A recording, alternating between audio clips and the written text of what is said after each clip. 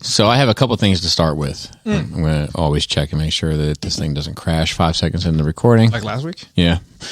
So we're good. The one is the day I've had.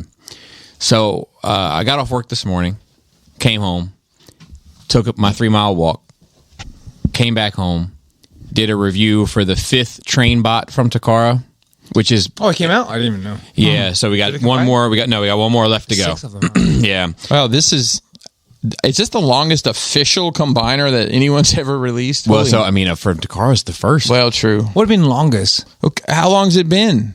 We still don't have... What do you mean longest? No, like the amount of time it's taken from putting one out to the 6th out. Yeah. Where's Fans Toys? Well, he said okay. official. He said official. Sure. I did, but even... I mean, officially, it's the only one. Well, okay, why does it take an official company so long to put one out when, Starbang Toys or whoever comes out this week? I'm going to guess it has to do... Toys. I'm going to guess it has to do with budget. Like the company budget is like, you have this amount of money to work with this year, you know? Probably fair. And scheduled releases.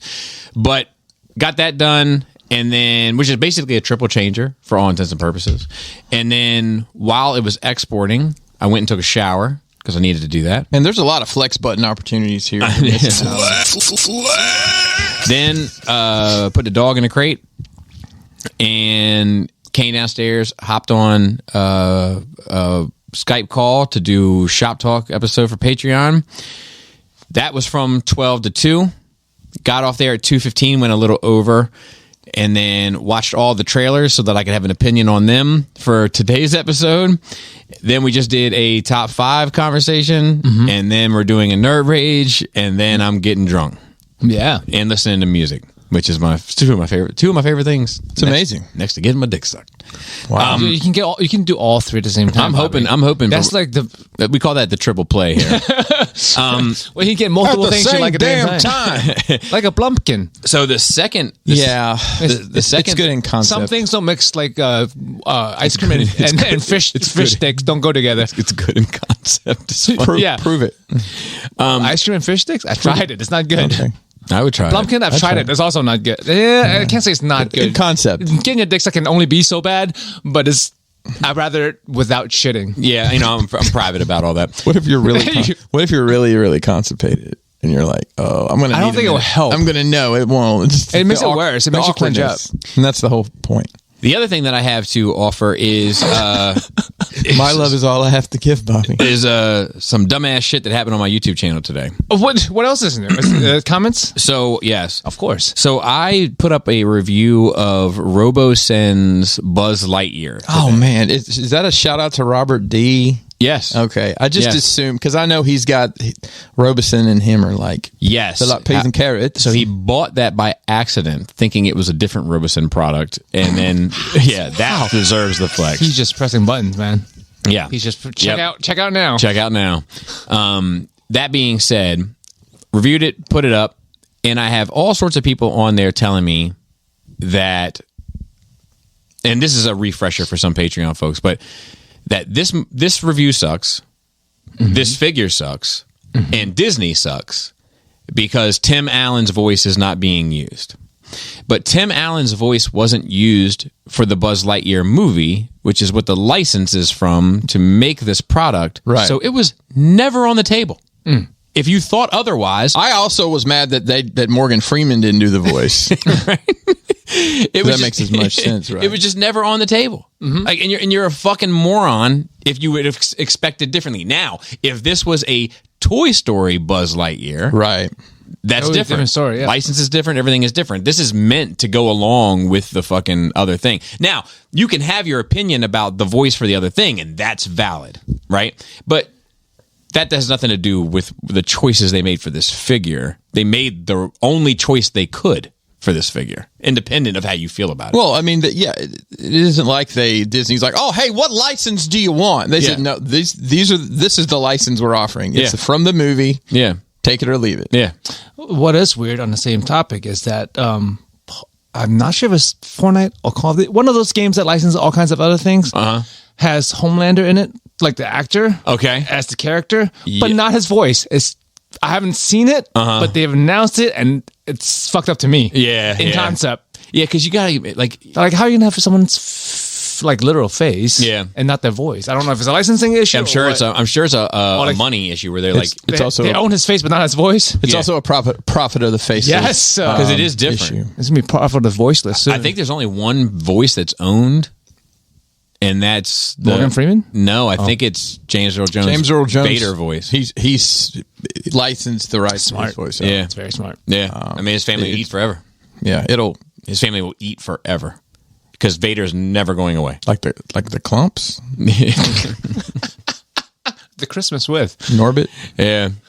Speaking of the clumps, of course I'm wearing bottoms. Not so much the clumps, but things that make you fat. I've been watching a lot of Vice recently, and I'll get to it on my Nerd Week.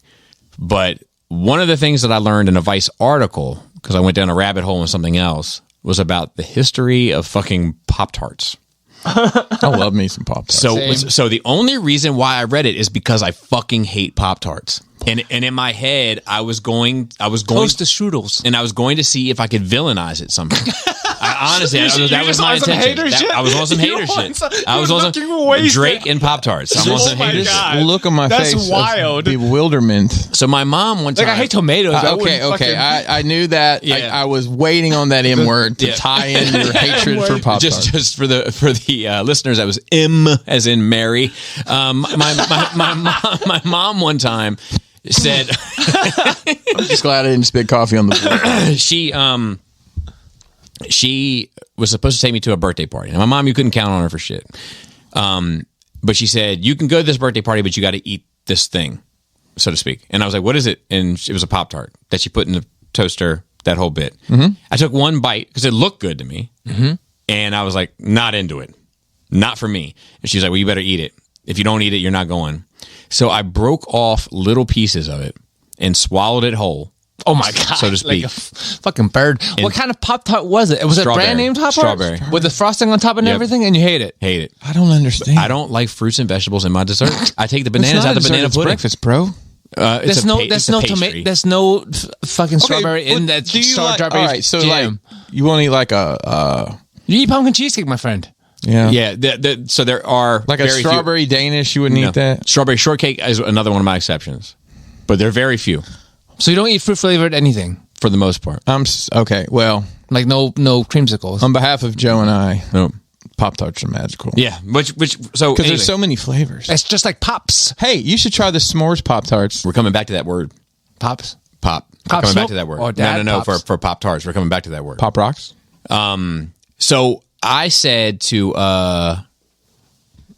who did I say it to? No, I swallowed these little pieces of Pop-Tart whole systematically in time to be ready to go to this party, right? That my mom was supposed to take me to a birthday party. I mean, I was like 5 or 6 years old.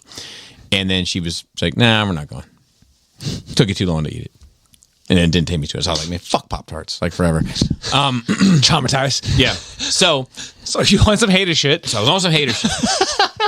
I always assumed that the pop in Pop-Tart was popping out of the toaster. Same. Apparently, dude that did it, some German dude, his grandfather went by Pop. Okay. And it was his recipe. Gotcha. And then, but grandma had a recipe as well. They didn't use it. Do you know why? The patriarchy. Oh my God. Yeah. Come on. I sniffed that out. Fuck. After you told what I'm assuming is a real story about the Pop-Tarts. Yeah, my mom's story's true. Yes. I liked it. That was good. Jesus fuck. I have 2 things to tell you. Okay. Hold on. You got to talk into the microphone. Yeah. Ladies and gentlemen. Selena. I have 2 things to ask you. Okay. 1, can I play outside? And 2, do you want to see my friends? Okay, 1, you can play outside. It's cold. You're going to be in the back out here? Yeah. Wear a coat or a sweatshirt or something. And 2, let me see your friends. What are these little... They're little puffballs with googly eyes on them. I love them. They're like the troubles you were talking about earlier. They're like, yeah, they are. Didn't McDonald's used to have those things? I feel like so. With the fries? Oh, with the legs. The Fry Guys. Yes. Yeah. Fry Guys. They were horrifying. Search Fry Guys. Yeah. Yes. Yeah, or don't. don't look up old McDonald's characters. Yeah, they're horrifying. It is horrifying. That's the Piggly Wiggly. It's a grocery. Piggly Piggly Wiggly is a grocery shop. See, I can tell you grew up here in Maryland. It's like Piggly Wiggly invented. that's what Food Lion eats. It's the grocery store in the South. Actually, Piggly Wiggly invented the self-service grocery store. Did they really? Mm-hmm. Oh, before that, it was. I like the golf clap that she's giving. Before that, you'd have to give your list to Jimmy at the counter, who would run around. It's like if we go in and buy an alternator. That's the easiest way to compare. That's crazy. There you go. So yeah, dress warmly. Have fun. I got to spread the gospel of the Piggly Wiggly. You did. She even said it right. I'm Yeah. impressed. I have on a Piggly Wiggly hat. What is Piggly Wiggly? You'll love it. It's great. So yeah, pastry, the patriarchy. So that's all I got for an opener today. Chris, you got your coffee first. Joe, how was your nerd? It's been 2 days. Nerd week has been 3 days. Don't worry, Well, guys. we Saturday, recorded Sunday, on Monday. Friday, Yes. and this is Monday. Yes. I've been busy in absence. Yes. So we're relying on you. We're leaning on you today. Oh man, the pressure. So all I've done is watch some Ninja Warriors, which is now on Netflix. I saw that. Okay. What is the interesting part of This is it? the Other real than people competing in a physical competition. This is Yes. Okay. It's a obstacle course. Yes. Which I enjoy I'm familiar. watching. I'm familiar. the commoners would probably know it as American Ninja Warrior Yes. without the American part, right? Yeah. Well, no, I was actually watching the American one because that's on Oh, Netflix. okay. The real Ninja Warriors, which is called Sasuke because it's the name of a famous ninja, is not I thought on Netflix. it might have been about Sub-Zero. Because Oh, he's a Chinese he's ninja a Chinese ninja warrior. He used to have Oh with God, his not again. soul cold. Things I've learned from Nerd Rage that I can never Sub-Zero. forget. It's that. But what's interesting part of that is that as we're watching through these seasons, they come out randomly on Netflix. So we have season 10 to 12. Yeah. The season we're watching right now takes place during COVID.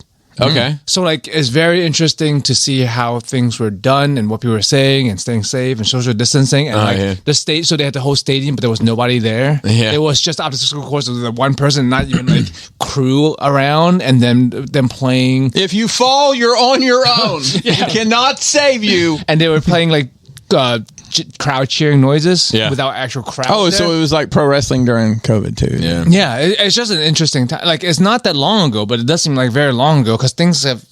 I don't know. It seems like a fever dream that those two years of quarantine. Yeah, it was such an abnormal, surreal experience. Yeah, I miss it, but I miss parts of it. Traffic, I always mention, but I enjoyed the wrestling during COVID. there's parts of it that I.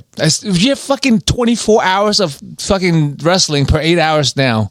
I know. There's parts of literally. And it that's part of that I loathe. it's part of my nerd week.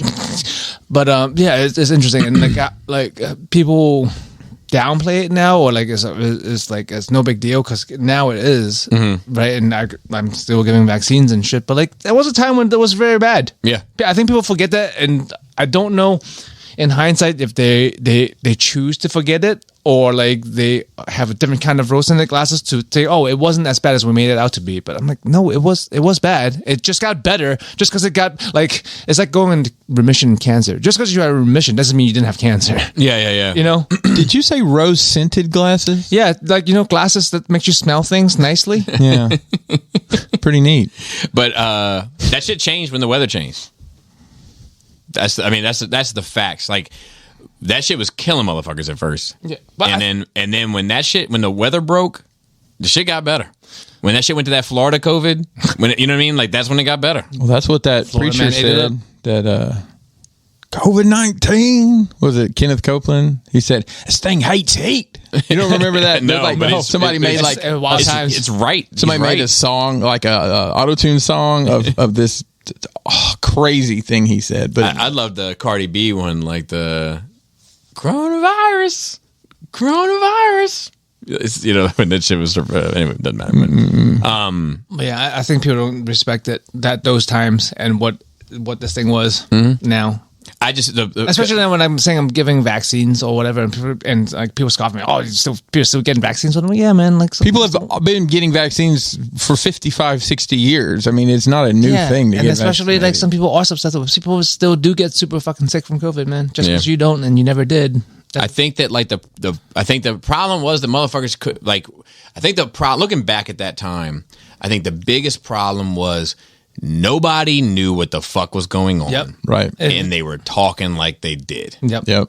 And it was so much conflicting information coming out. And it got so divisive. And no one knew what to do. Politics got attached to science, and that's never good. And half of the problem with that is because the fucking scientists were saying this is fact, and then it comes out like lowercase f. I mean, but that's the thing with science is that you find new things and then you overwrite old things, right? No, for sure. And the ability to do that without being called flip flop or whatever, because some people. I mean, part of the problem with people in general is that once they take a stand on something, they refuse to change their stance. Where science is built in such a way that you have to. Yeah, but there's fallout from that shit, man. There's collateral damage from that shit. Like there's families that fucking went through war with each other over fucking masks that the scientists were like, you know what? We're not sure if this shit helps anymore. But you know what it did help with is the flu.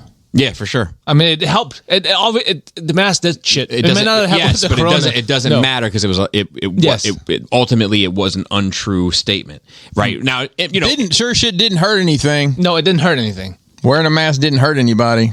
But that's not what they said, though. What do you mean? They said you can protect yourself from COVID. Yeah. If you wear this mask, and then it turned out not to be true. See, I've never seen that. It didn't. Now in '95, that worked. That's what I'm talking about. No, I'm talking about the cloth mask. You couldn't go into a store without a cloth mask, and then it turned out not to be fucking true. Yeah. There's definitely like if families beefed and went to there's fallout damage from that. So there's also fallout damage from everything now, Bobby. I don't know if you've heard of the American news cycle. Yeah, for sure. Don't get me wrong. To make everything divisive. Absolutely. But like, but I'm not talking about the news. I'm talking about they're guilty as well. Don't get me wrong. But the people making the statements, had they just been like, look, we don't know. Maybe these cloth masks will help. We don't know. Sorry, we're trying to figure it out. We don't know. But instead, this will do this. This will do this. And it's like, well, then it doesn't. Then you take the divisiveness and then you polarize them. Sure. Well, you lied. Correct. Yeah. Correct. Instead of, they made a mistake. Correct. Yeah. Correct. Hey, listen, everything's science fiction till it's science. That's true. I mean, come on. We have computers in our pockets. How long ago was that science fiction? I mean, these are more complex than the communicators they had on Star Trek. You're right. For sure. It's actually more complex than the computer that sent people to the moon. Yeah. But that's okay. I just use it to look at porn. You can play Doom 2 on a pregnancy test nowadays. You know that? That's badass. Yeah. It's just, when I think of that era, especially, it's funny you say that because I just watched the South Park episode, like the social distancing episode, and like watching that shit, I was like, fuck, man, like you said, like, not a long time ago, but within the last couple of years. But I've forgotten some of this shit. Like, not that I've forgotten it, but I haven't thought about it in so long that I don't think about it anymore. Shit like my kids going virtually to school and shit. I mean, you still see remnants of like the social distancing stickers on some stores. They're all like peeled off and stuff now, but you look at them and you're like, oh yeah, those were where you're supposed to stand 6 feet apart or whatever. Yeah. But I think it's because it's so out of the norm compared to direct. So if it lived for 40 years. Those 2 years are very different. So you can just kind of block them out and just like pave over them and just squish the other 2 years together, much like you do with your editing videos with the pauses. It was an awkward pause. It's true. And I got rid of it. It's true. I'm gonna give away all my secrets on here. I don't need their videos to get better. You know what I mean? But it's the same thing with like when you go through something super stressful, like not side note, but like Pop-Tarts. Well, no, like women giving birth, but then they kind of forget that shit afterwards because it's just so fucking stressful, and it's that your mind is just like, let's not like dwell on that, shall we? Repressed memory kind of thing. So it's funny because I got my other tattoo of Leia, right? Yeah. And now I've had all three, and I've had to sit a total of, we counted it up the other day, 22 hours to get all of them tattooed. So I looked at Laura and I was like, so as far as my arm and your labor, we're even. I'm sure that's about fair. I'm sure she feels the same way. Yeah, 100%. Absolutely. It didn't cause any adverse reaction at all. Anyway, continue, Joe. Well, that was my nerve. We just had a figure turn into discussion instead. Yeah, it did. Good. I'm going to go ahead and get out of your way. Oh, excuse me. And then I'll let you just take the reins because we're relying on you to have something interesting to talk about. Yeah, and boy, are my arms tired, right? Yeah. So I went to actually, I'll come back to that because that actually might lead to a discussion. Pop-Tarts, patriarchy, got that? So I'm going to go home and have Pop-Tart in your honors. Actually, I always have strawberry Pop-Tarts in my fucking pantry. Yeah. As it turns out, this is the only thing I do have to talk about. But so I went to a retirement party. It was a surprise party, huge turnout. Who was surprised? The retiree. Pleasantly surprised, or what? Because I always ask at a surprise party, the person comes out and they're like, "Oh fuck, I wanted a quiet evening at home." Yeah, or God damn it, yeah. Why'd they invite you? Oh, that's no.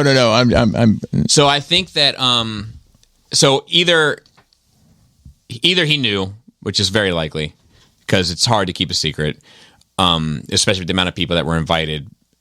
So either he knew, or he's also the type of guy that would never want to seem like he was unaware or some shit. Yeah. So one or the other. Either way, had a great time. I didn't stay long, had the kids with me, so I just sort of shook hands, said congratulations, and rolled the fuck out. Had the kids not been with me, I probably would have gone to the bar and hung out a bit. But I'll tell you, like, being in there, and there's going to be some people that listen to this, I'm sure, that know me and know the situation, know the players, whatever. I'm looking around at this room, right? Filled, I mean, it's a huge turnout, very popular employee, right? So I know 100 people in this room, and I'm looking at them, and I like every single one of them. Some I love, but I get along with every single person in this room. There's not one person that I dislike in this entire room. And then I asked myself a second question, which I shouldn't have. And my second question was, which ones do you trust? And not trust like a little bit, but trust like 100%. There's plenty of them in there I trust with, like, hey, man, you need $100? I trust. I'll give you $100. I trust you're going to pay me back. Or I trust to leave around my wife, or, do you know what I mean? Shit like that. Or I trust to, like, if they're going to meet me somewhere, I trust them to be there. But, like, if it was like something that was like life or death, that I needed to trust them with, secrets, and secrets are no fun, and secrets hurt someone. But and then it led me to this whole like thing of like, fuck, like, I mean, this not supposed to be a lot, though, right? I mean, yeah, I agree. Like I have less than a handful. I wouldn't, because that's something I wouldn't even think about, because I automatic answer is no. Yeah, but I think what fucked with me about it was it was what I called, it was the daps and yaps. Okay. So it was like walking around like, hey, man, what's up? Hey, what's good? You good? All right, love you. Good to see you. All right, hey, what's up, man? Hey, daps and yaps. Pressing the flesh. So, you do this for daps and yaps. So you do this for 20 minutes to make your rounds, right? Yeah, I know to see everybody. Get back. I'm on a high of love. Yeah. And then I sat there and I was like, how many of these people do you trust? Truly trust, 100%. Trust with the lives of your children. Trust with, whatever. And it's not a matter of should or would or whatever. It's just like, it was sobering to me in some regard. I mean, and it kind of goes back to an old conversation that we always have about adults and friendship and what does it mean and that sort of thing, which is the only reason why I bring it up. But I mean, you naturally have a lot of love for people. I think that's what it comes down to, and that's why like you get disappointed and hurt easier, is because you're willing to give so much, and like when you realize that that's not the other way around, you get fucked up about it. Whereas a lot of us just assume it's not that way. Yeah. So I'm glad you said that. So I came back to the house and I kind of had the blues about it a bit, and Laura and I got to talking about it, and it was one of the best conversations I've had, like off mic in a very long time. Unfortunately, off mic. So it's funny, about 3/4 of the way through there, I was like, we really should be doing this on mic. And she was like, we can have a conversation about the goddamn microphones, and but we got to this point where it was like, it is. I think you're dead to rights, Joey. Like I love in a very open way, like, and it's like, is this still the? I want to warn you. Oh no, I changed it. But it's like, like the desert. where it's like clearly has been muddy at some point and now it's completely dry. It's like the cracked look. Oh yeah. Yeah, dry riverbed. Dude, it makes some noise for you, fucking. I've been using this analogy without having the proper pronoun. Proper pronoun. I'm not sure if dry riverbed is a pronoun, but it could be. That's a Freudian slip. Hey, proper listen, noun. Proper noun. You don't get to tell anybody what their pronouns are. It can be dry riverbed. Joey. Proper noun, as I was. But like, so yeah, I'm like the dry riverbed turned vertically, right? And when I pour the love out, the love just takes the path of least resistance. Sure. And it runs through all of those cracks, so to speak.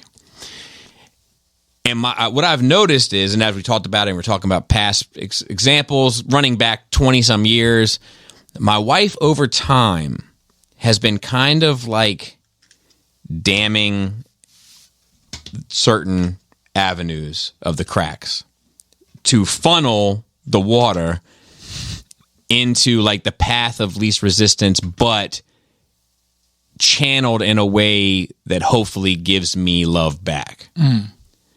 And we're sharing stories and kind of notes and stuff about how we've navigated relationships and what people mean in our lives and all that shit. And it was like, anyway, it was fucking like hyper engaging, fantastic. One of the, like I said, like we were like, it was almost like we were both, it was a conversation that felt like we were working on a project. You know, trying to figure something out. Project is called Bobby, and you've been working on it for a long time. Working on me. And then it was fucked up is we were transitioning that into a sex conversation that I was getting ready to really put my big foot in, so to speak. Hold on, let me think this. So if you post and she... Okay. Yeah, so I said, I was just getting ready to go, and I was like, here's the thing. And as soon as I said, here's the thing, her Apple Watch vibrated, and it was Jaina saying she was ready to get picked up. And, yeah, which was a bummer. Doom, doom, doom, doom. Shut down. But yeah. So that was a part of my nerd week. I mean, so are you just going forward? Will you just change your expectations in people, or like will you also like monitor yourself and how you give yourself out, so to speak? So I think because like if you continue to give yourself out the way you do, you have to manage your expectations. Yeah, so I don't know. I don't know what the answer is, but I think it doesn't really matter. I mean, it hurts less if you give less and you get less. You hurt less. Look, I've said this for a long time, and my wife does not care for this at all. But if you have no expectations, then you're never going to be disappointed, right? And I know that's a hard pill to swallow, but I don't. So true. That's how I really about try. Things. Yeah, me too. But I don't think I view things as an expectation. I don't. Like, I don't think I go into any relationship with an expectation of something. It's just that something usually ends up happening where I'm like, damn, like E2, you know, like it's more like that. So it's like, I don't think I'll change my expectations because I don't think I walk in with expectations. And I don't think I'll hold back more. But I do think that, like, I just have to come to terms with the idea that, like, it's just because, like, all right, just because I give the way that I give in that way. In that way. Yeah. Love in terms of love and what I'm willing to do for folks and go to the lengths I will go to and how I hold them in regard. It doesn't mean that they're even capable of doing the same. Exactly. Yes. It's like come across the mind just because like I can record a podcast, edit it, post it, and share it amongst the links. I can't expect somebody who doesn't do podcasts to be able to record a podcast with me. Sure. You know, but anyway, it's coming to terms with that in a sense of looking at the rest of my life that way. Like, damn, I may never be on a podcast. Ironically. But anyway, that's all I got. Christopher. I know you're tired of being lonely. So baby girl, put it on me. Yeah. So I believe last time I was here was I believe we recorded the day before you surprised us. Yeah. Oh, that's right. I was like, surprise, motherfuckers. Because you didn't think you were going to be able to make it. Yeah. And it was a weird, and I will always say, like, anytime we have a show or an event or anything, even if I'm done with whatever I plan on being done with, I always make myself do something like just to kill myself. And I don't know why. Like one last thing. And the one last thing I wanted to do, I put it together really quick. And actually, it was weird to me to be like, well, I don't have, because I'm just so used to that rush of, working so fucking hard to the very last minute and then leaving to go. And I actually had like 2 days to just kind of like chill. And so it was cool. Awesome. I got to come. I like Sting, who doesn't. Exactly. Yeah. Talk about a desert. I'd probably sing like that too. So I'll start with the weeks that I've had since we talked. Went to we had Legion's Con. Legion's Con up in Whippany, New Jersey. Of course. Whippany Heart. Super Legions. Probably the best small, and I'll say small, like community-led con. I'm counting BotCon and others, not an attached, probably the nicest hotel I've ever stayed at for an event like that. Nice. It was at a Renaissance Marriott, something like that. It was a Marriott property. Super nice. Kelly and I got there, I'm going to say about 4. No, that's not true. It was 5.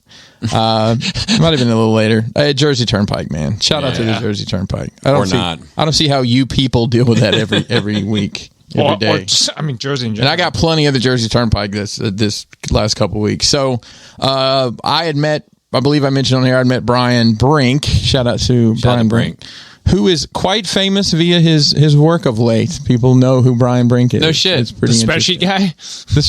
The guy with the graphs. Yeah. I love that for him. It's great. So Brian had a load of he had a load of my stuff in his car, but it was all in brown boxes. Don't worry, guys. Yeah, and we were loaded to the brim too, in mostly white boxes, which is kind of how it worked out. So we checked into the room. We were actually on the first floor. I'm like, that's great. We can run back and forth to the room because it's like a straight shot. I don't have to wait on 28 people. Right. Because you know how a con is at an elevator bank when there's, oh my God. Yeah. It's never a good thing. So being on the first floor, I may actually request that going forward if I'm in a con. Yeah. Especially if I'm selling, like just to go like, hey, I want to go, count a little bit and put some stuff away. I don't want to deal with the traffic that's going to be going out to your front, so to speak.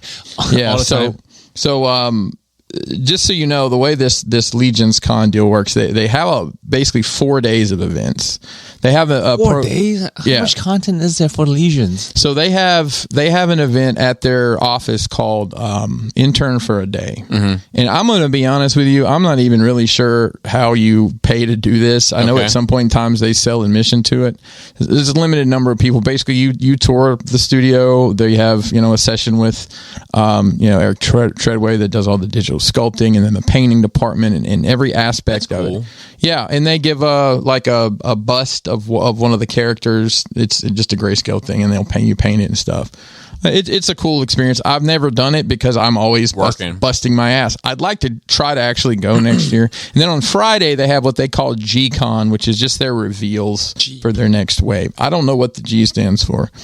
But it's, they broadcast it, but a lot of those people come in for Intern for a Day. Then they stay, and I'm not exactly sure how it works invite wise, but I think if you do you do the intern, you get to come to the in-person. They have an audience for the G-Con, and then they're also doing it, the broadcasting it so you can watch it. And that happens all day. And then we could set up starting at 6. We had 6 to 12. You could set up the night before, which I love. There's nothing worse than busting your ass to set up a booth on a con and you're dripping wet with sweat, and then you immediately have to say, "Hey, you guys." Yeah. So let me tell you about my process. Yeah. First of all, I don't shower. That's right. It's a waste of time. I only had one of those this week. that I just mean because you're all sweaty and shit from setting up. But there was 2 that were a little bit foul. But yeah. So we had cost of doing business. Exactly. And you can look at a chart and see this is where you're going to be, but you never really put it together in your head until you're there. Right. And we had done a pretty good job. I think I might have mentioned Kelly and I went out in the driveway with chalk and drew the space of the booth. So we I don't think you did. Did I not? Crazy. Okay. And we drew out, all right, they're going to give us 2 like 30-inch by 8-foot tables. So we're like, all right, we'll lay these out. Then we brought a table. So we kind of made a horseshoe basically. I had asked the community for photos using our stuff, and I got, I don't know, probably. You did talk about that. You set up a slideshow. Yeah, I did that. To make the edits. Which, by the way, I had to download an app to do a damn random slideshow. Apparently, I don't know, they took it out of the Windows photo thing. You can't just do it anymore. So I got all that ready. So we had the TV for that. Kelly is a merchandising genius. I don't know if I mentioned she made barcodes for everything, which was awesome. So we got the booth set up. We did the mythic stuff on one side and the cosmic stuff in the other. We had our new pieces there and our old pieces. And we had everything set up by, we were at dinner before 9. So Brian obviously was helping us unload and everything. We got everything situated, and I brokered a deal with the Horsemen to use their stock room to store my stocking. Mm-hmm. Turns out I just really needed to store empty boxes because we put a bunch of stuff out on display. Well, what happens when you sell something? You need the box. So me and Brian were running back and forth to get boxes, and it was a key card lock thing. Obviously, they probably had thousands of dollars worth of stock in there. And finally, we were set up on a double end cap. So it was, the aisles were running, and there's like booth 50, and then the next aisle was 60. So we had 50 and 60 on the end cap facing a wall, and pretty high traffic. And then across there, you know how like in these great big rooms, they'll have like, they can open a panel and pull out and just basically cut the room in half or whatever. Yes. So, like a partition almost. Partition. Yeah. It's big word day, Bobby. I dropped a dry riverbed on you. Yeah. It's give and take. Yeah. That could be the title, Dry Riverbed. So right by there, it makes a little nook. Uh-huh. So I'm like, fuck it. Let's just go get all those boxes and we'll stack them up. So we did. And we just had them right in front of us. And we were off to the races that next morning. So we went to, where'd we go to dinner that night? Oh, we ended up going to a diner, which I'm always good for a diner. Not Waffle House? That's not that wrong part of the world. Oh, what is that, Mom and Pop's Diner? Or one of the silver guys? No, it was someone's name. And I didn't mention this. I had a weird stomach thing, and actually it happened. I'd eaten, we don't need a ton of red meat. No, just don't. Circumstantially. Yeah. I mean, a lot of these, we do the HelloFresh kits often, and a lot of time it's turkey or chicken or something else, which is fine. But we had hamburgers, and it fucked my stomach up. And then I had some red meat like the next day, and it did the same thing. I'm like, okay, that's what it is. Like, I was in bed with a tummy ache. With a tummy ache. And I felt like a putz about it.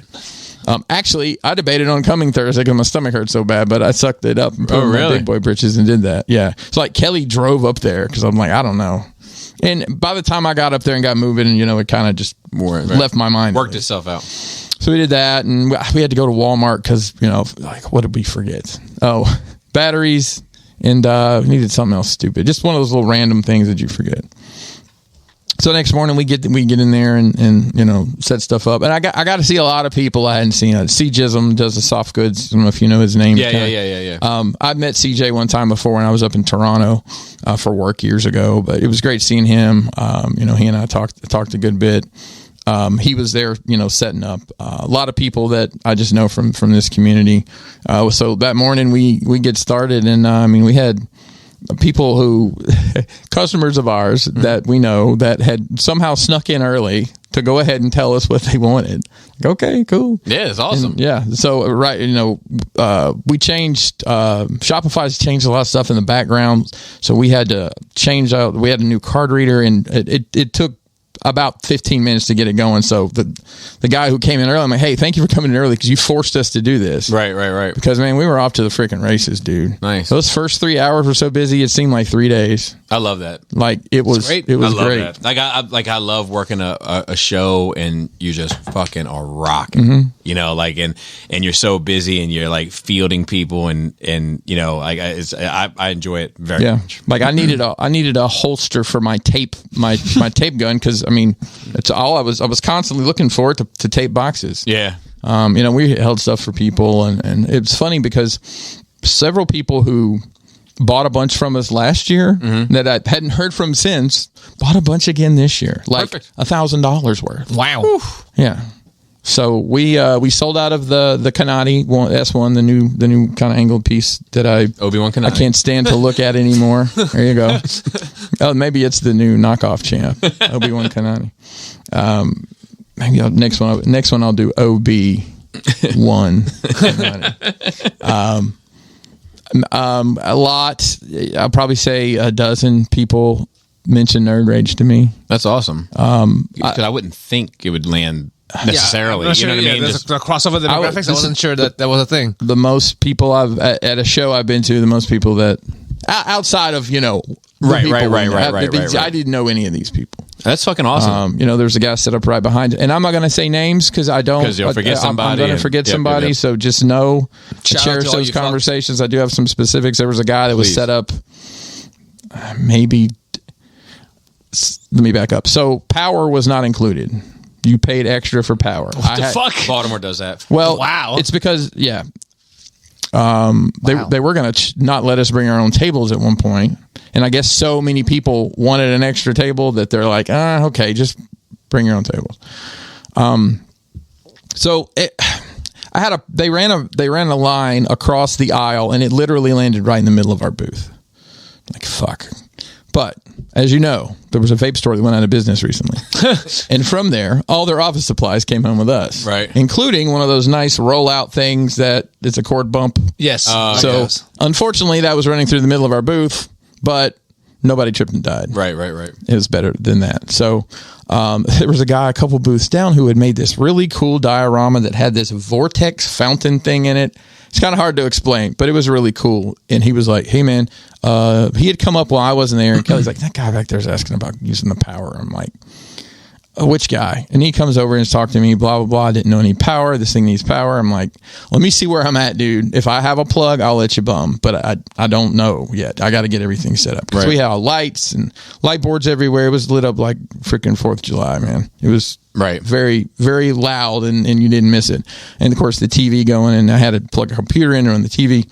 Long story short, I ended up having one spot. So, we were able to get those guys hooked up with the power. But I want to say one of the guys that was either in that booth or the one next to it he talked to me and listens to the show.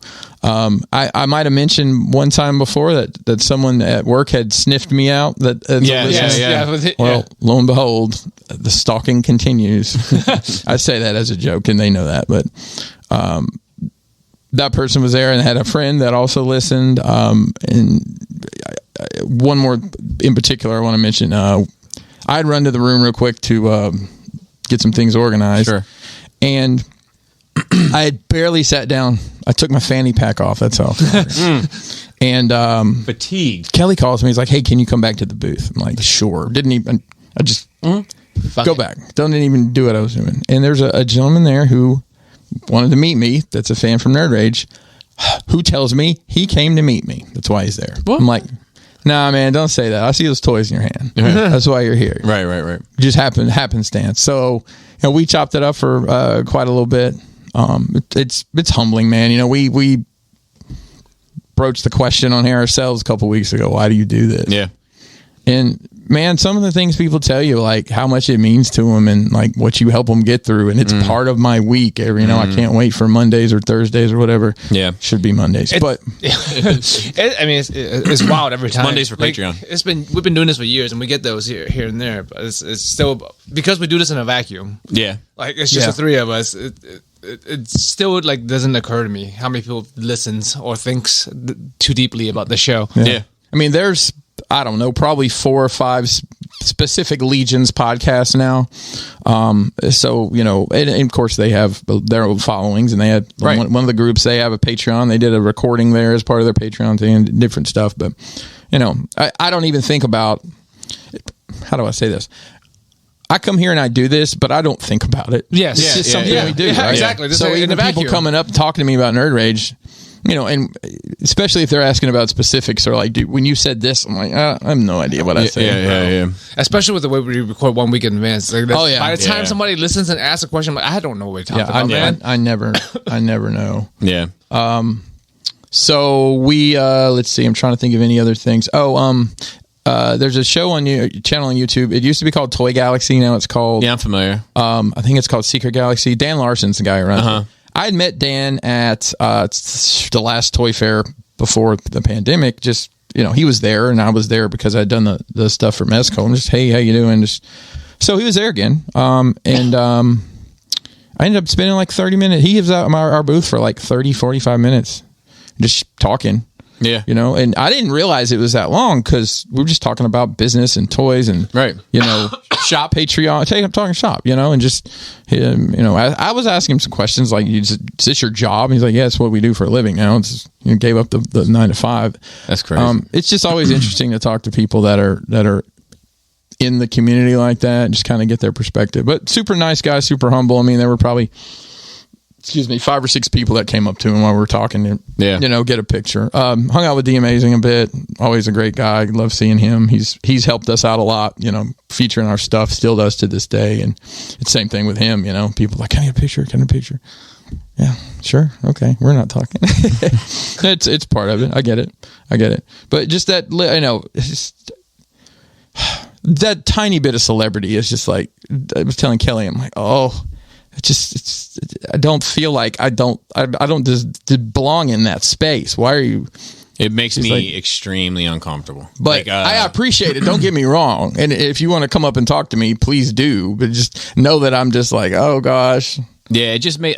So one thing I forgot about my Nerd Week, I'll interject for just a second, give you a break. Trey 5, dude, listener, supporter, Patreon member. He came by. He was on the show last week, right? Mm-hmm. And then we hung out for like an hour afterwards talking.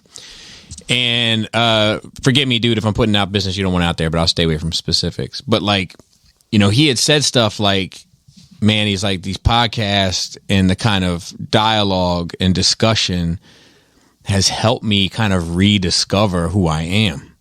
Like, you know, while going through some, you know, negative experiences or what have you, it's kind of made me rediscover what's important to me and what I want my life to be centered around, and, you know, what experiences and, you know, this type of shit, which is why he's like, yeah, I'll come out from Boston and hang out for a bit and then go see a comedy show and then go do whatever. And that sort of stuff is like, trust me, it means the world to me. And I love to hear it as well. But it's like, sometimes like, I don't know, like, I feel like I think I feel in some way it makes me feel like I should have a responsibility, but that's a slippery slope, because if I start making or speaking from a perspective of having to be responsible, it's a different vibe. It's a different vibe, and it's going to take away what brought you here in the first place. Yeah, because this has always been just us saying whatever the fuck is on our minds whenever we want to. Yeah, I think that's what makes me feel like,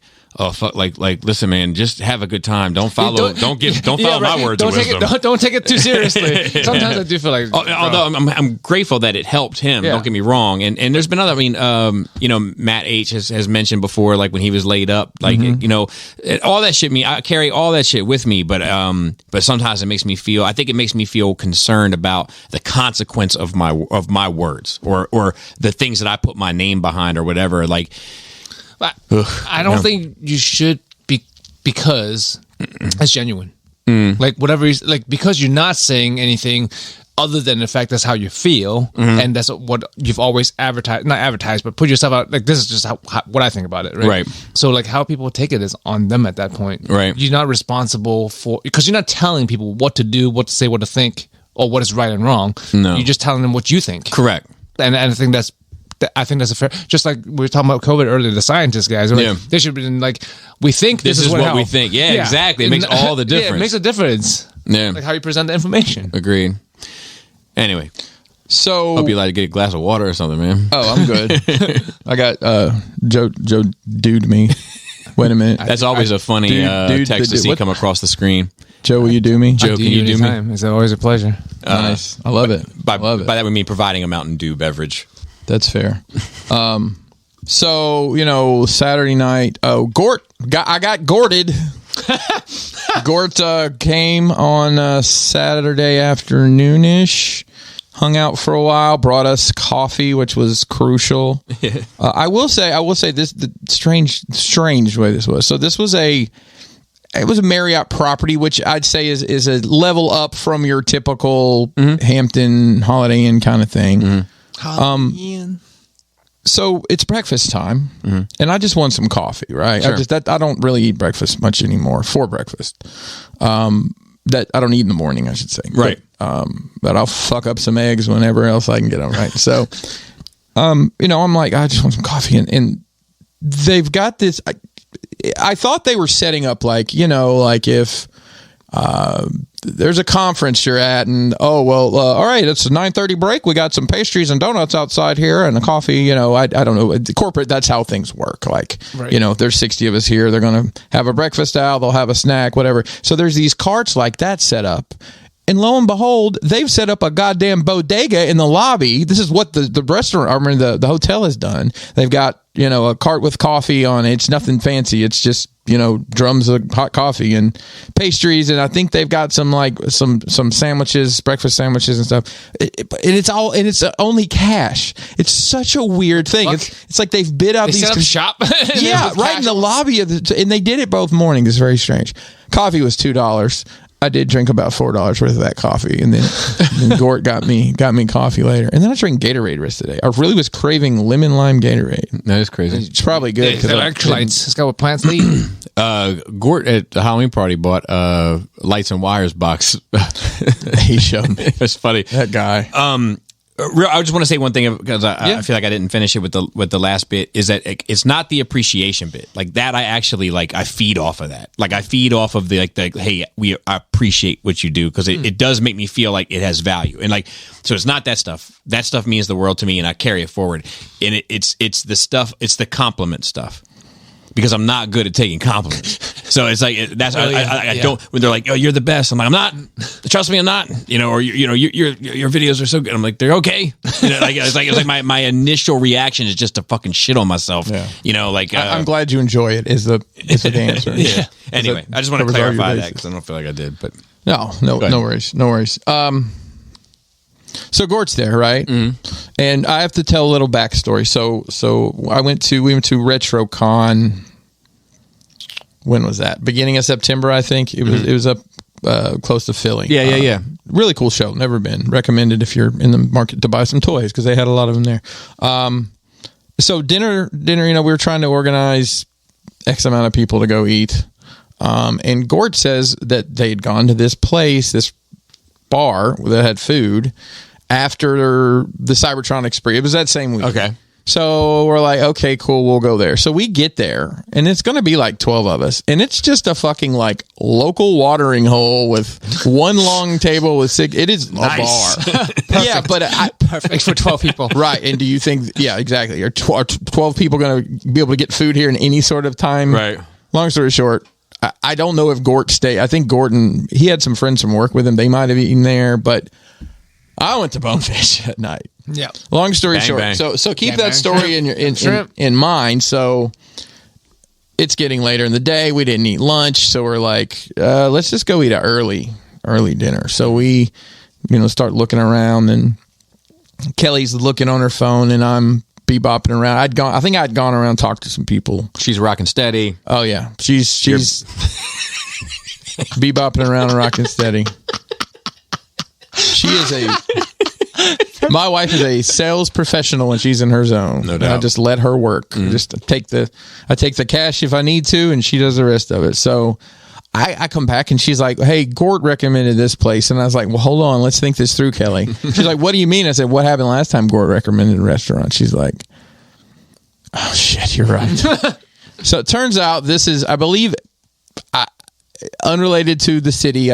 It's called I think it's the Columbia Inn or something like that. Mm-hmm. It's the One Bite Pizza guy. Okay, yeah. He had been through there. Okay.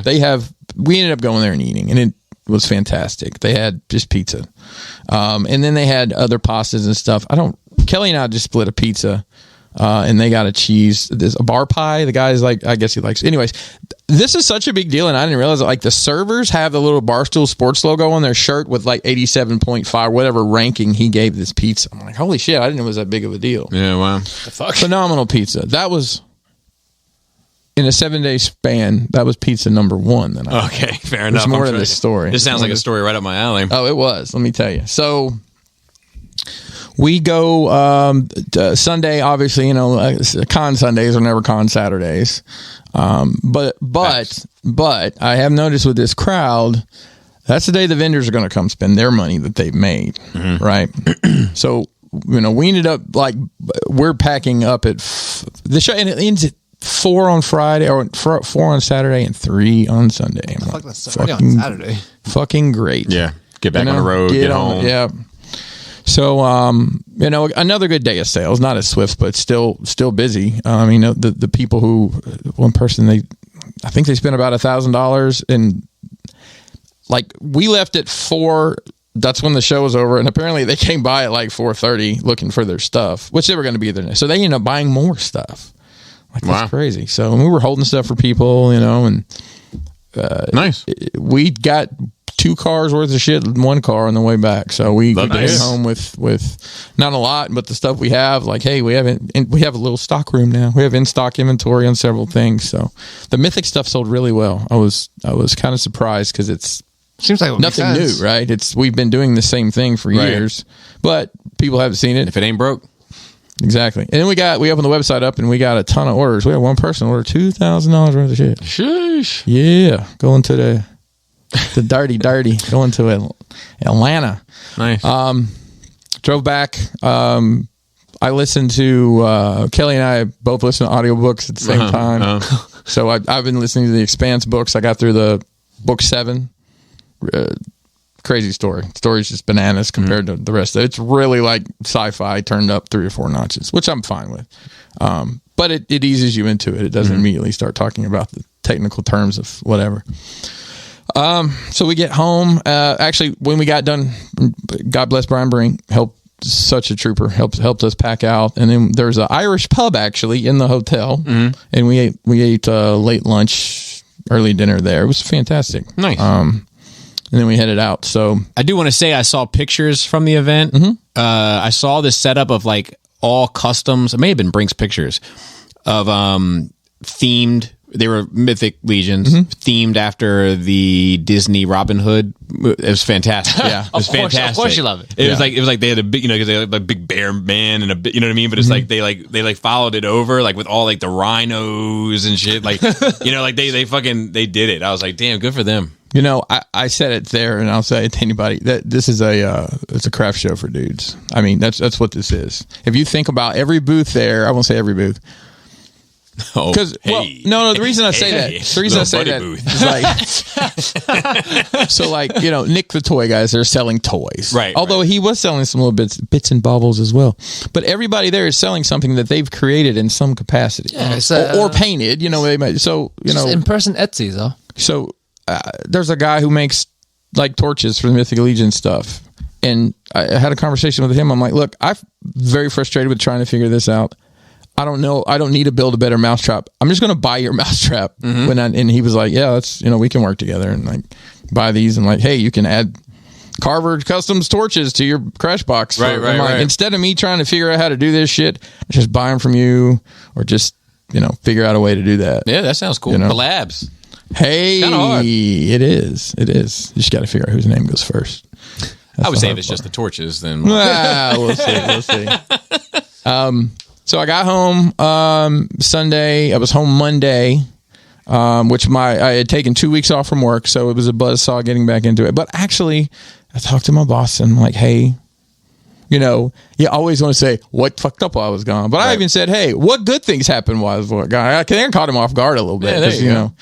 So there wasn't a whole lot of fires put out, and thank to him and the other guys that helped cover. So, as you guys know, I did transition to a new role. Yes. At work over the summer. Yes. But you were kind of doing both. I am still, as of this exact moment, still doing both. Then I left my house Tuesday morning for the grand tour. The new guy, who I never met before, only talked to him on the phone. We went to, 10 or 12 dealerships over several days. Started in Baltimore. He lives in PA. He drove down. I love that. And then I just rode with him, went up through Jersey. Lots of windshield time. Yeah. Get to know the guy. Of course, there's so much minutia in all this shit that we do. I'm like, when you deal with these people, you have to do this particular thing. Yeah. Or it ends up being this. Greet this dude with a howdy. Well, greet this dude with a what up. Although that is part of it, it's more how you doing. But it's when these particular people use our program, click these 3 boxes. Don't click these 3 boxes, or just silly little stuff like that. And it's supposed to all get changed over in the system, but as of this morning, it's not. And the person that would do it's on vacation. I'm like, nothing's going to happen this week anyway. Yeah. So, went to Jimmy's Seafood. There's a particular customer that we have that's really close to there, and I'm like, they said, it's like, hey, can we take you guys to lunch? They're like, yeah, where do you want to go? I'm like, I didn't know this was a conversation. Because we always go to Jimmy's. Yeah. And the only time I've ever been to Jimmy's is with these people. So I'm like, I don't guess I'll ever get to come to Jimmy's. Yeah, it's good stuff. Good stuff. It's quality stuff. Like, and not too far from there is Captain James, ironically enough. Also, I believe I heard them talk fantastic stuff. If somebody comes to town and wants to, like, where do you go for a crab? I normally take them to G&M. But their crab cakes are almost like a souffle. They're like big and airy. That kinda spot that's on. We're charting in Russia, so maybe get out of Baltimore. But it's on Pratt Street. It's like right across from the convention center. It's like, I don't know I forget what it's called, but it almost presents itself more of a bar, finger food type of place. But they have like crab pretzels, crab dip, crab cakes. Like they're all. Is it like a 2-story place? Yes. We've eaten lunch there. Yes. I That place is good too. I actually ate there. Touristy, but good. Yeah. When was I? February-ish. I had a work thing downtown, and we ate there. That was good. Anyway, so went there. I'm trying to think what we did for dinner the next. So the next night we stayed in a hotel. That was. You guys ever been to a hotel and like after you're there a few minutes, you're like, okay, I see what's happening here. Not prostitution, Bobby. I know that's where you were going. That's where I was headed. Or drugs. Well, there might have been drugs, but that's not the point of the story. It's that. These groups of people work some sort of road crew job or something, and they're here every fucking night. Yeah. So the guy that's in the breakfast nook with a 24 of Busch Light and a bottle of Jaeger. Oh my god! Still has a reflective vest on. Yeah. So me and the new guy, we were talking like, what's the lifestyle like? You get up at 5, you go to work, you work till 3, and then you black out drunk, and then get up the next morning. Yes. Like I think that sounds about right. Can't imagine.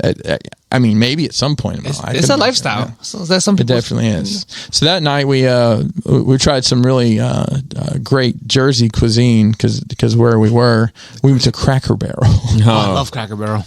It was actually a lot better than the last time I had Cracker Barrel. Looks like it sounds. Hey, country fried steak, man. My dad used to say that. No matter what you order, you end up with like 20 plates of food. You do. You order one thing and you get like 20 fucking plates of. I got French toast. Random flim-flams. I got French toast and eggs, and it was great. Nice. Next day we had a couple meetings, and I'll tell you that like I'd send emails out. Hey, coming going to be at X time on X date. When I'm introducing you to the new guy, you're going to be around. I end up having to call people. Nobody was responding to my emails. Either nobody gives a shit or they're so busy that it just goes by the wayside. Mm-hmm. So first meeting we had, the guy's not there. And I'd space these out like 2 hours between them all, just so, in case we had a long meeting. Go to the next meeting. Like we get the guy, but he was walking out the door because something had changed logistically and he was having to run parts around. So 10-minute meeting. So far we've got 4.5 hours of time spread out over 10-minute meeting. 10 minutes. But that's what I was telling him. I'm like, this shit's going to happen. You can make all the appointments in the world, but at the end of the day, if you walk in and these people are doing something else, then you're shit out of luck. God laughs at the best made plan. That is right. So that day for lunch, we were just looking for somewhere to eat, generally close to where we were going to be. We had at 2:00. We end up at this diner that I have in my career with this job in this area. By happenstance, ended up at 3 different times. Just because you're like, it's just called the diner. Nice. But it's not on the main drag. It's by a railroad track in a little town. Mm-hmm. Oh, perfect. But hey, I gotta have I had a grilled cheese with Taylor ham on it. It was phenomenal. I do like. Oh, and matzo ball. Do you guys like matzo ball soup? You ever had it? I don't know if I've ever had it. I've had it. It's almost like not something I ever order, but it just happens to be. I order when I see it on the menu. I like it's like a rice ball soaked in like crackers. It feels like soggy crackers. I can see that, which I enjoy in my soup anyways. But it's like a rice ball almost with. He would hate it. I feel like you would hate. I think it's the texture. Hang on, I'm trying to get there. It's like with chicken broth. I don't know. You'd hate it. Yeah, because it's crumple a ball of crackers, squish it into a ball, whatever and let it matzo soak is. in soup for a few minutes, and then that's what you get. So like I like chicken noodle soup with some crackers crushed up and maybe. But I still want a little crunch. No, there's no crunch. There's no crunch in it. I need a little crunch. Add your crackers. I'd be like, can I get the matzo ball soup medium rare? Yeah. Mason got me good with he used this at work and I was able to pull it off. Somebody's like, how tall are you? I was like, I'm 6'7" as the crow flies. They're like, oh, okay. Wait, what? What's that mean? It's just Southern thing. It's a distance thing. It doesn't mean anything. But I had to explain to somebody what that meant, though. They did not. As the crow flies? Yeah, straight line. Just straight line there. They're like, what does that mean? Because a crow's just going to fly there. They're not going to take the exit ramp. Yeah, exactly. They're not going to do the fucking jug handle. Mm-hmm. So the next night we stayed in Queens. Mm-hmm. And, this guy's new to our company, and I think the last company he stayed with, he probably stayed at a little bit nicer places. Uh-huh. I don't really give a fuck. As long as it's clean and there's a bed, that's fine. But it was a Hilton Garden Inn, but it's in Queens, Jamaica, Queens. Oh, that's good. It's the JFK. That's a good qualifier, I might add. It's the JFK Jamaica, Queens. I had actually stayed it. I didn't realize it when I got there. A lot of Queens is great. I'd actually stayed there before. So we get there, and we're trying to find a place for dinner, and you basically have to Uber to dinner because there's not going to be anywhere to park. Yeah, when you get there. Yeah. So, and getting there. So we go to this place. I think it's called Gino's. And I'm like, all right, they have New York pizza. They have the pizzas. They warm me up slightly. I'm going to get a piece of pizza as an appetizer just because I want it. So I got a nice square grandma slice. Okay. Oh, so good. Like Sicilian style? Like the thick crust? Yeah. The grandma, they call it grandma. It's just like sausage. Yes. It's very, very simple, very delicious. Mm-hmm. And then I got I'm sorry guys, I'm nerding out on food, but I got vodka. You guys like vodka sauce? Mm-hmm. Yeah. He makes it. Mm-hmm. No big deal. Baked penne pasta, but with vodka sauce. Yeah, penne and vodka sauce. It was phenomenal. And then I got a piece of tiramisu to take back to the room. There you go. Perfect. I'm going to fuck that up too. So the next day, I don't normally go into detail like this. I'm thinking about, and I'm sure people do this. Not all hotel rooms are winners though, right? No. And not all hotels are winners. So correct. Most of them are. I've thought about starting some sort of social media where bell curve goes, where I'm just like, hey, I'm in Pennsville, New Jersey at the Hampton Inn. Check this out. Mm-hmm. I opened my blinds and 3 dead flies fell out of them. Right. There's for some reason a cigarette butt on the top of the mirror. And a lot of this shit, I can see on, ain't none of y'all got a clean refrigerator top. I'm just going to say, because nobody sees it but me. Right. Right. Well, human beings are disgusting. Oh, we're disgusting. We're literally falling apart as we sit here, sharing the DNA all the way around. I ended up having pizza 2 other times. I had 4 New York style pizza experiences because we had really just one meeting. Oh, we went to another meeting and we waited in the lobby for 30 minutes. I said, he knows we're here. That's enough. We're leaving. Left the card. The guy tried to call me about 20 minutes later. I was like, that's fine. I don't need to talk to you anymore. So went to the next meeting, which was probably one of the biggest meetings we had. And we went to lunch with them. And I didn't, but one of the other guys ordered a pizza as an appetizer. So I got pizza there for lunch. That's a wild. And then pizza as an appetizer. Eggplant parm, which is phenomenal. And got done with our meetings. I'm not a fan. My wife makes eggplant parm. The emoji? No. My wife makes eggplant parm without the, just eggplant parm, like not pizza, like all the time. Oh, no, this was just eggplant parm, not eggplant parm pizza. Oh, okay. So, sorry. But I don't like either. Okay. But I like how she makes it all the time and you don't like it. Yeah, she makes it mainly for herself, but there's nobody else to touch it. That's not true. You just got to ask around. yeah, I hope not. Anyway. That's the last thing. They'll be like, you hear how Bobby hung himself? Yeah, it was all over an eggplant emoji. It was all over an eggplant emoji. Because it's what... yeah, Chris keeps sending Laura's like, hey, when are you going to do the eggplant emoji? And Bobby got all mad. I was just talking about some parm, bro. Wouldn't that be something? I kid. That like the biggest misunderstanding, right? That's multiple people die. I think we might have just written a comedy. What's the show? Comedy. What's comedy? What's the Larry David show? Curb. That's like a Curbed episode, or Seinfeld or something. Curb's coming back in February, I heard. Which nice. We finished up. Guy rolled out, dropped me off at the hotel, and Dave Energon Attic came and picked me up. I'm a fan. Went over to his place and went and ate pizza with P-I-Z-Z-A. Yes, with him and Lauren and their daughter Chloe, who turned 7, I believe. Happy birthday to down now. She's adorable. Reminds me of a lot of your littlest too. Oh yeah, and I guess it's probably just that age, right? Yeah, hung out with Dave for a while. And went back to the hotel, and the next morning I had an 8 a.m. flight out of JFK. Mm-hmm. So I'm at this JFK hotel, and they have a shuttle. I'm like, well, there's a 6 o'clock. There's 6 and there's 6:45. I'm like, I better get on the 6. So I go to the lobby, and there's 10 people down there with suitcases, just kind of hanging around, and some guy probably the guy with the most suitcases. Like, I don't know, this guy had like 4 giant suitcases. And it's just him and his wife, is an older couple, and they said your car's here, and we got in the car, and then I don't even know how it came up, but the dude was right in front of me, and he just said, "Oh yeah, the 6 o'clock shuttle got canceled. The driver isn't showing up." I'm like, we've been sitting here for like 10 minutes. Why have you not said anything? Right. Luckily, in New York City, if you want to Uber, it doesn't take long to get one. Mm-hmm. So like 48 seconds, there's a man in a Highlander picking me up. Mm-hmm. Get to the airport, nothing eventful at the airport.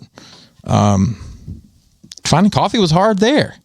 There was a Dunkin', but it wasn't a Dunkin'. It was like they had set it up in the lobby of a hotel. It was like they had a wagon with bins. I found Pete's Coffee. Yeah. But on their menu, all they had was iced coffee.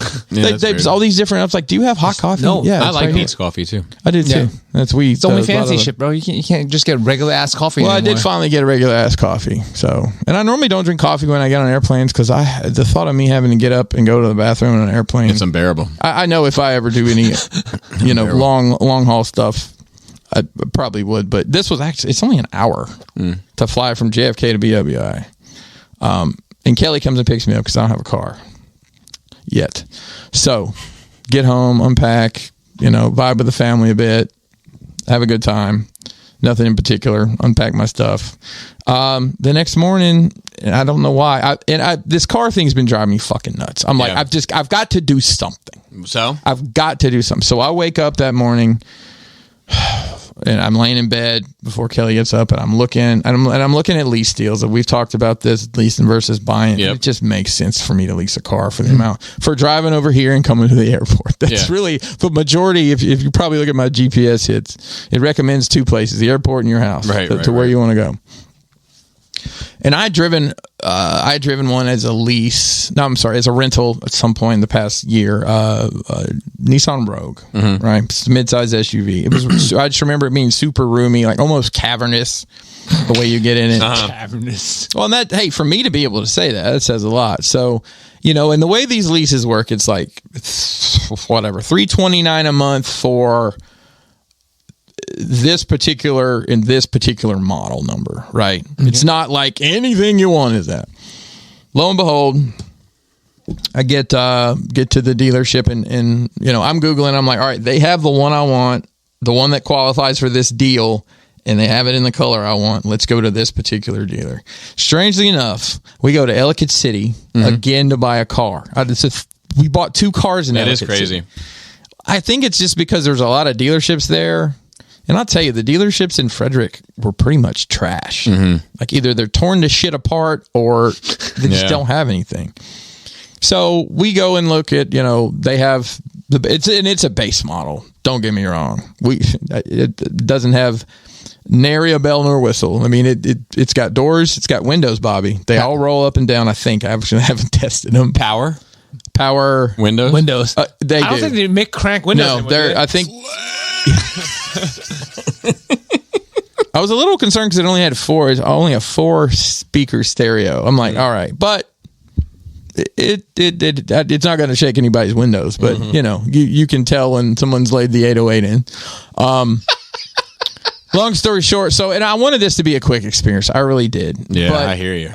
We get in there and fill out the paperwork, and the unfortunate thing is, as everything, it seems to be, there's very few single rooftop businesses anymore, meaning you don't find a lot of car dealerships that just have one location, right? So it's, what Bob Bell, Chevy, you know all the players around here, Coons. Fred Fredericks. Oh, yeah. Jimmy the Boxer.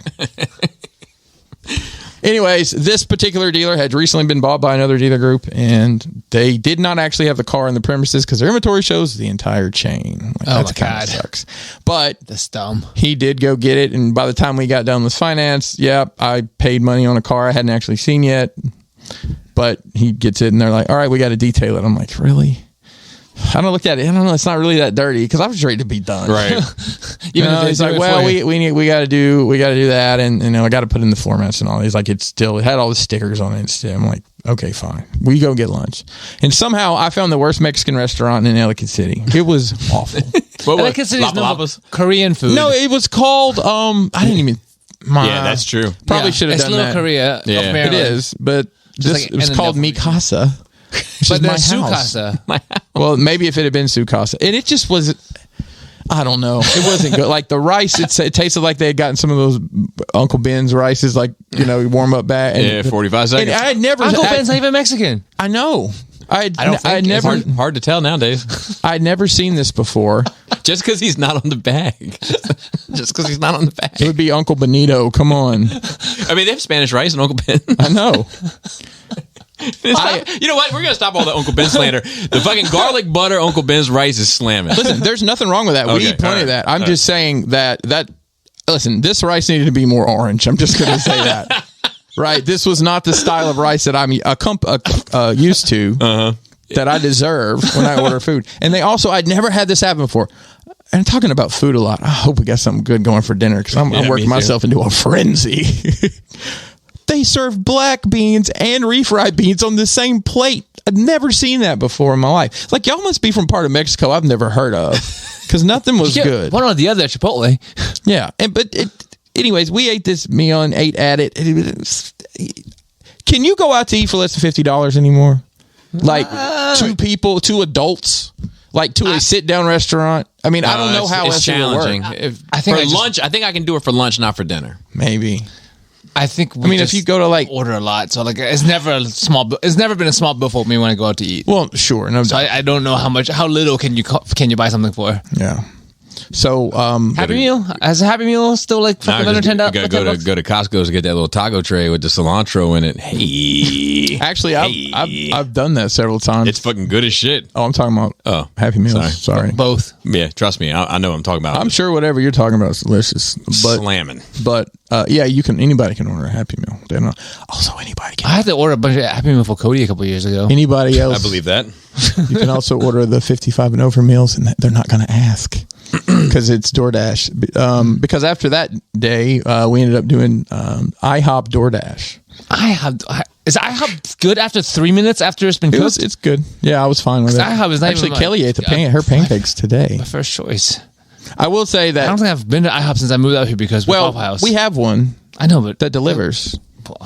So Mason's friend Brian, who I might have mentioned, I think him and Brian Brink are if they ever meet, it'll be the Singularity, because I think they're Brian from different universes, because they're so like similar in this weird way. They've never met. Have you ever seen them in the same room at the same time? No, they have never been in the same room at the same time. There you go. So I'm saying, Brink knows all about it. We've talked about it. So he's there too. He had come to hang out, and they're watching movies or something, and he orders food, and we all, I get eggs and pancakes, and it's pretty much what everybody gets. I think Kelly gets some turkey club sandwich or something, and my man gets shrimp and French fries. I'm like, bro, what the? I wasn't giving him hell. I'm like, what the hell? He's like, I didn't know there were rules. I'm like, there wasn't really rules, but I just don't want to smell your scrimps while I'm eating my pancakes over here, right? Anyways, a lot of wrestling this weekend. There was a AEW pay-per-view. My God, there were some matches on there. Hangman Adam Page and Swerve Strickland had probably one of the biggest, bloodiest brawls I've ever seen. And I've seen some crazy shit. Like, there's a storyline where Swerve broke into his house and like storyline. Well, long story short, Adam Page stapled his children's drawings to this dude's fucking face. It was unhinged. They broke cinder blocks. I hope they got paid, man. They do. Yeah. They get some coins. They do. These guys are well into probably 6, if not 7 figures. They're getting paid to do it. Right. But that was an incredible. That was match of the night by far. Speaking of wrestling, New Japan Pro Wrestling. I recently subscribed to New Japan World. Like you don't have enough wrestling already. Well, it's only it's the way ever the conversion works out. It's like $7 a month for this service, and it's literally everything. They just updated it, and now it's on the Roku, which is how I watch everything. So I can sit in my living room and have people yell Japanese words while I watch wrestling. Lucky. That's authentic. I watch it with no commentary. I'm sure there's all kinds of Japanese being yelled at without an anime in your house. True. Yeah, I'm not involved in any of that. Kitsu. I did see this when we were traveling somewhere up in North Jersey. There's a ski resort, but they also have like an event space where like comedians come and do stuff. And okay. I don't remember what the comedian like was, but they don't. Maybe. Yeah, maybe it was D.L. Hughley. I don't remember, but they don't let the comedians don't get to ski on the mountains. They have to ski on the hill areas. Stupid. You see, Joe, because it's hilarious, but it's hill areas. You're welcome. I will say feedback from our audience, live feedback is they need more dad jokes. Yeah. You got understandable. You got 2 this week, right? Son of a fuck. Understandable. So yeah, I don't know how I got sidetracked on that. Oh, bad Mexican food. Yeah. Which I love Mexican food, so it was even more heartbreaking. It's hard to make bad. It's all like rice, cheese, and on a fucking tortilla, and different flavor, and different I think they made it too complicated. So I have a 2023 Nissan Rogue outside. It's white with cloth and little bitty wheels that I think look weird, but it's going to get me from point A to and fro. And it actually has enough room where if I wanted to go get material, I can still do that. Nice. It's gonna serve. I think just to tell you guys how the world works. We put $6,000 down, and we're paying $369 a month. Yeah, that's cool. That is the best deal I could find. Yeah, because every car payment is like $700, $800. That's crazy. So that's like basically. I haven't had a car note in so long. That's like to me like $200-$300. You are the anomaly, dude, in the world. Just saying. I think the average American car payment is $800. Really? Like in my mind, $200 to $300 is what car payment should be. Agreed. I wish it was, but like the last time that we had a car payment, it was $300 and some. Exactly. But that was where all our cars are paid off. So right now I've got a $775 car payment and a $329 car payment, and technically another $300 one because that Mason's car has got my name on it. Right. Which I threatened him. I was like, if you pay nothing else, pay the fucking car note. Yeah. But he's fine. He's still seasonal. Mason works at Target, but they're working him 40 hours a week. Nice. Good for you, man. Yeah. Make that money. I've had to have some conversations, but he's told me some things he said to people at work. I'm like, bro, you're going to get fucking fired. You can't talk to people like that. And you're just fucking around. Or whatever. I'm like, you don't know these people. Yeah. Like, you think you have a good rapport with them, but you can't say that to people at work. PR, bro. Yeah, I mean HR, not PR. Don't drop the F-bomb in front of people. And, really? You know. Well, I guess you got to know your audience. Like, that's key, and that's part of it. Know your audience. Key. Which, like, I think he's cool with people, but I'm like, some of the stories, I'm like, he's like, I didn't tell you that to get harassed. I'm like, I'm not harassing you. I'm just telling you the reality of it. Right. And the last thing you want to do is get lucked out because, like, even around my like corporate bosses, like we cuss around each other. It's like you got to work up to it. You got to sneak a word in here and there. Yeah, but not all jobs are the same. No, they're not the same. Yeah, like because you gotta test the waters. And we're also in around the business of the when I worked when I worked for the state, it was definitely like in an office environment. It was definitely would have been seen as a faux pas. I've watched a bunch of stuff. Wow, I'm talking a lot. You're getting your load of Chris, so to speak. Hey, all right. When does someone get so famous that they can't voice act anymore without you being distracted? And who can you name somebody you think would be that role? Because it happened. No. It depends on if they're a good voice actor or not. If they use the same fucking voice. So let's just say that like Chris Pratt or something. This is a person that's famous for voice acting, and their voice is very, very prevalent. You're going to know their voice. Like Joe Swanson? I think they had to be somewhat of a megastar. Like, who would you call a megastar voice? Samuel L. Jackson. Okay, we're talking. Let me rephrase that. This person is famous for voice acting only. That's what I'm talking about. Oh, and fine. I'll just blow the load. Peter Cullen did a voice in the second episode of Invincible, and me and Mason and Brian, his buddy, were all like just looking at each other like, "Whoa!" We didn't say anything, and Kennedy walked. She's like, "What's going on?" She's like, "It's Optimus Prime." She's like, "That's not Optimus Prime. It's an old dude." But it was distracting enough to cause that. Yeah, that's fair. To be fair, I think there's a special case because he only does one thing. Like, no offense, but he only does one thing. Absolutely, yeah. Like, if he's voiced many things over the years, it wouldn't be as jarring. He did Eeyore. But his Eeyore is different. But how many people knows Eeyore nowadays, man? Yeah, I don't know. But I mean, I'm just saying, like, his Eeyore it is. I'm just saying, like, it's jarring because he's only known for very few things. 2 things. Yeah. Maybe more. Yeah, but like, I'm sure there's voice actors who have very notable voices, but have been very prolific that you just like, it's that guy doing disguise it. Yeah. So, like Frozone took me out. Yeah. Honey, have you seen my super suit? I enjoyed it, but I was like, that's Samuel L. Jackson. All right. They hired him to do that role, and now I'm out of the movie.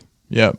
But you know, what's the difference between that and the Prophet of the Faceless? They hired Samuel Jackson to do a character in the movie in person. Then you're like, that's Samuel Jackson. I want them to hire new talent. Why is it wrong when I want them to do that for like real life action movies? You're not. I want them to do that too. Okay. So, anyways, episode 2 of Invincible, fucking phenomenal. Holy shit, that show's good. Definitely recommend if you haven't seen the first season to watch it, and then the second season is 2 episodes in. It's like plot twist out of nowhere. Nice. Like this episode starts one particular way, and it just kind of ends abruptly, and they roll credits, and I'm like, what the fuck? And there's no 3rd episode yet?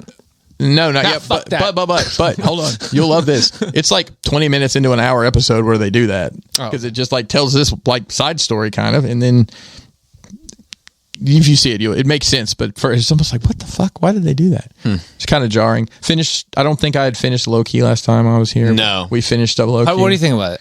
I think it was good. I think it's a lesson in be yourself, because if he had just been himself from the get go, taking everything from everybody like he was doing already, we would have been fine. I enjoyed the story it told. I think if they're done with Jonathan Majors, it can kind of wrap that up. Yes, that's how I feel too. They could that ends Kang and Loki well. Yep, I loved it. Yep. Let's see. I'm sure I watched others, but Better Call Saul continues to just be fucking fantastic. We're 4 episodes into the 2nd season. God, it's so good. I mean, I think it's set in like the early 2000s, and they got the vibe down just perfect. Everything. It's great, man. That show, like, I think it's Vince Gilman who writes and directs those. It's just like how everything's been doing the 80s fantastic vibes, now they're doing the 2000 vibes. Probably the most surprising part about that, it's obviously about the Saul character, but do you remember Mike? That was... no. Okay, I'm going to try to describe him, and you may remember him. He was the old guy that was Gus's heavy... I'm going to show you a picture of him, and I know I'm the same way, but I remembered. Does he look like he might have a skin disease? Yeah, he's like beginning stages of a skin disease. Hang on, it's very specific. Yeah, this guy, Mike. Yeah. So yes, and he definitely. Although this is a prequel, well, time doesn't work that way. So boy, they've got him. there's a lot of in this show. Even there's a lot of scenes that are they have to DH people, and some of them are great, and some of them are like, wow, how much pancake makeup can you put on this guy, right? Phenomenal show though. Absolutely enjoying that. And let me see if there's anything else that I meant. I'm just glad the car thing's over. And no I will say this is the first time in my life I've bought a car and not been excited about it. It was like, I bought a pack of Sharpies today. Yeah. It's just a tool, I'm just going to. That sucks. I feel the same way about my Civic. That was, I do too. But it was like we needed a commuter car. It's its only purpose, and I hate that fucking car. And I told Laura, I was like, look, I will drive this on one condition. I will never clean it. Sloppy toppy. No. And she was like, okay. And to this day, I've never taken a brush to that motherfucker, a vacuum. I've never I've never cleaned it. She has. Okay. And she's more than welcome to. I get a dealer to do it when I get my oil change. But I will never, ever clean it. I'll never pay for it. That's the deal. There you go. I usually do. You can pay for extra detail and whatever, but you usually clean your shit up a little bit. Yeah, I do. Yeah, like my old car, I cleaned it. No, I'm talking about at the delership. When you get a service, they usually. Oh no, mine. Yeah, most cars, they throw that little paper thing on the floor and they're good to go. Well, if you my dealership is better. If you go to the dealer where you bought it, is that where you're going? What I do. Yeah. Yeah, and all dealerships now have a tunnel car wash, and they run it through there and wash it and vacuum wipe inside. it down. Yeah, I go to the local spot, a local spot because I bought it from CarMax. They don't offer that. Oh yeah, yeah. I bet they do if they ask. Yeah, for a wrap fee. Well, And I will tell you, we sit down with a car guy and he's got the little, the pamphlet for the ceramic coating and all this shit. I'm like, that's not even my car. I don't. And so we get to finance and the lady's got a brochure and basically it's, they'll ding you at the end of it for every little scratch or whatever. It's like, this covers all that. You don't have to worry about it. Like, it's an extra $100 a month. I'm like, no, I'm good. Yeah. Because I have 36. Based on this, ridiculous. You're telling me I'm going to pay you $3,600 for my car to not be fucked up. I did learn something interesting, and we might have mentioned this before. Did you know at the end of your term, like for example, this car is, I think it's $20,000. I can buy it at the end of my 36 months. You can take that to CarMax, for example, and it's like, hey, you want to buy this? Lease out from me, and if market value is more than 20,000, you make money, and that's cool. Get rid of the car. I don't think it's a very well publicized thing. Yeah, I didn't know that. Yeah. You can basically sell the ability to buy it at that price or whatever.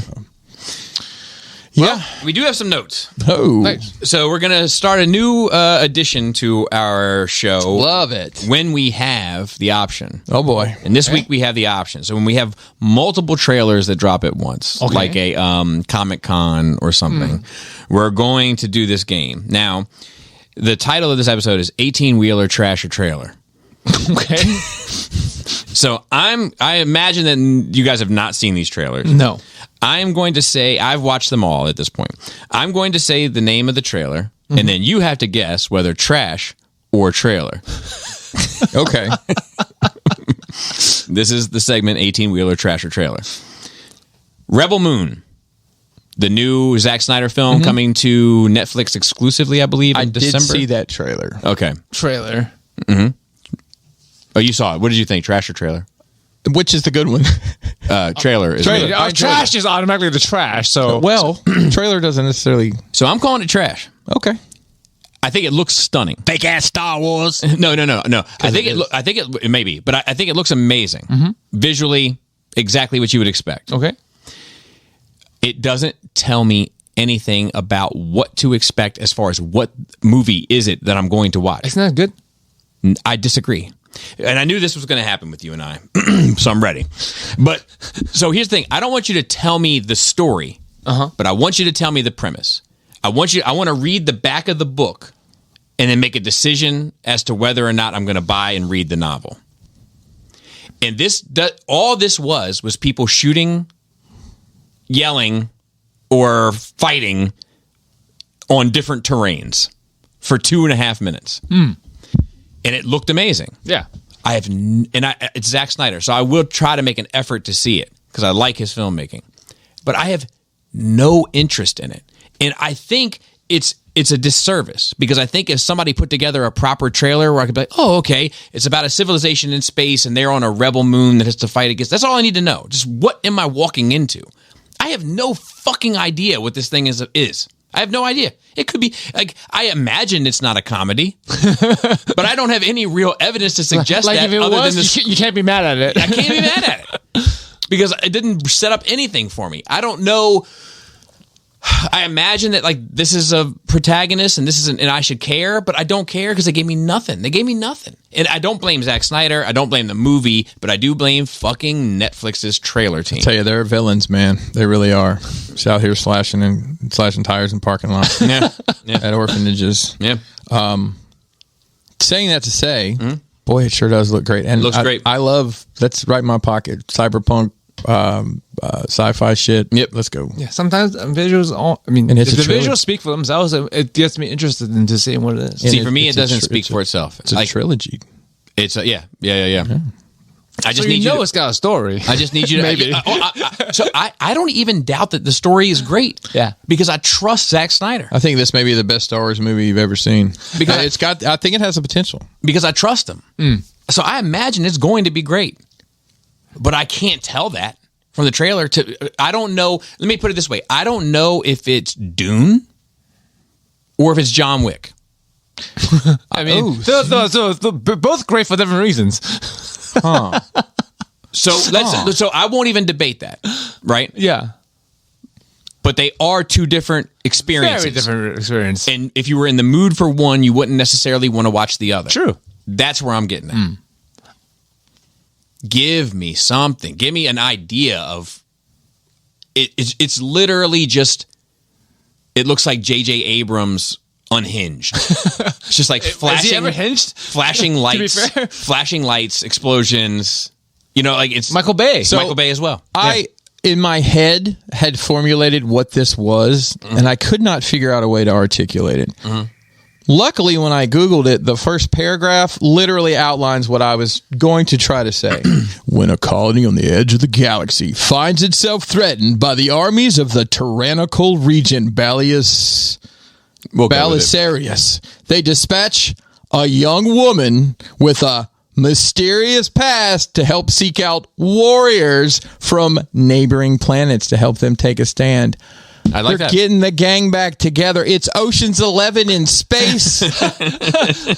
I mean, So that's my hot take on that. Okay. Is it just I have no doubt that I like it, but I'm not interested in watching it from that trailer. and I don't mean anything derogatory about this, but I immediately knew it was going to have a female lead that had some drama from the past. I mean, it's very generic setup. Very today. And this is supposedly like he had pitched this as a Star Wars project, and they said did they he? weren't interested, and he's like, really? "Fuck it, I'm going to do it anyway." That's cool. Yeah. I always like those projects. I don't know. They feel like passion projects. Just like District 9. District 9. Was supposed to be Halo. You know, I like things. I think I like things repurposed this way instead of the other way around. When people have a story that don't go anywhere and they just like Hellraiser. And it's like, well, we'll slap Pinhead and then make it a Hellraiser movie. I feel that. It's just like Mortal Kombat. It's the opposite. What characters can we throw? Oh, Jason, that'll work.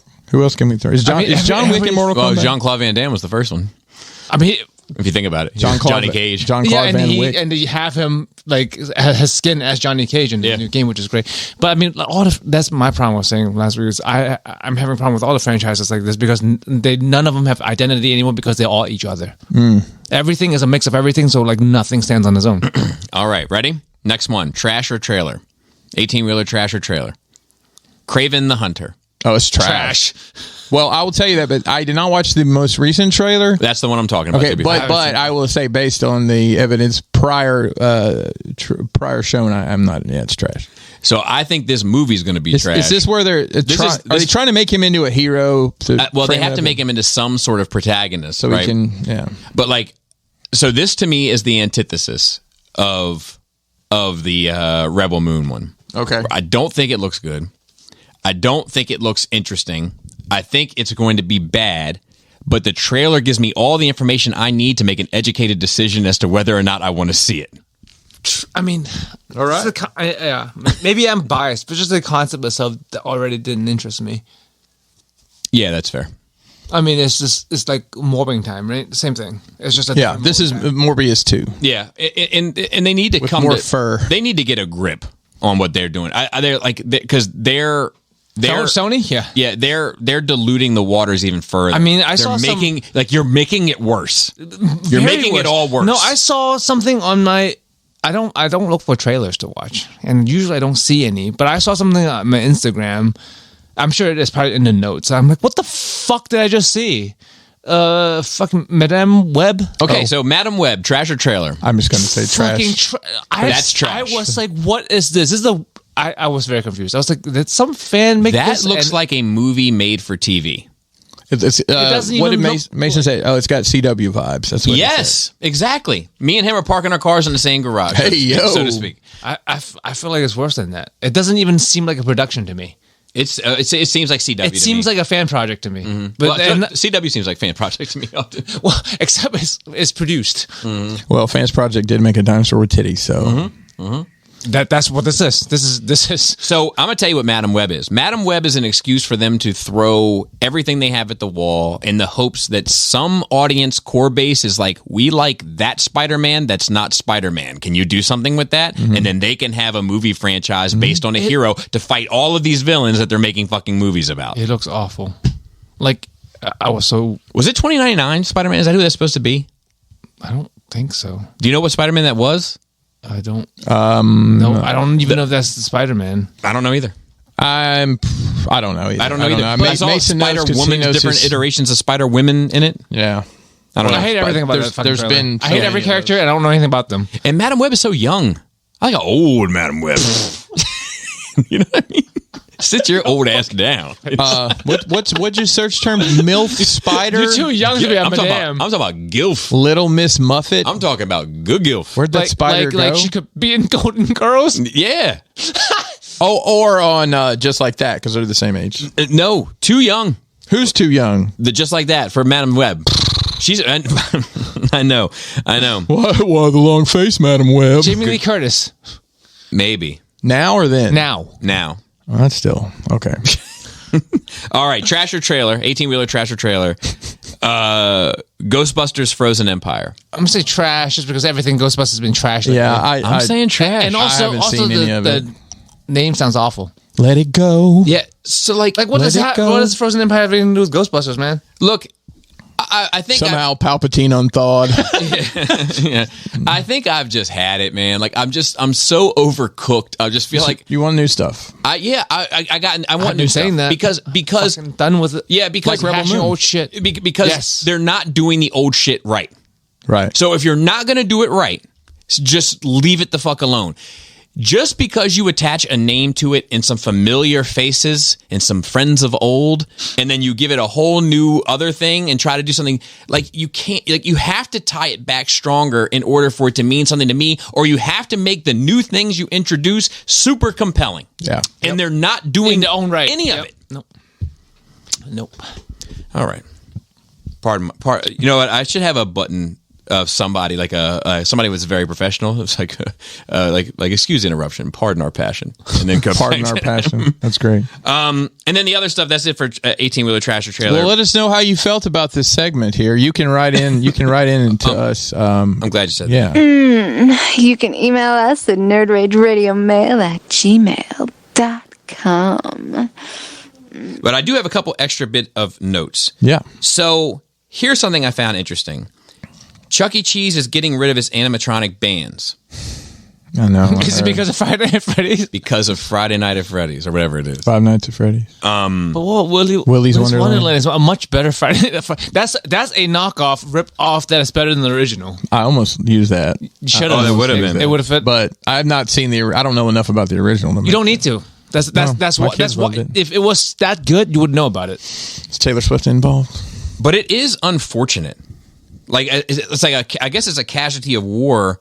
I mean, were they necessary to begin with? I mean, not to begin with. Nowadays, though, the bands. I don't know. They still do land office business. When I drive by there, like especially like during the summer and shit, there's still cars parked in. Yeah, no.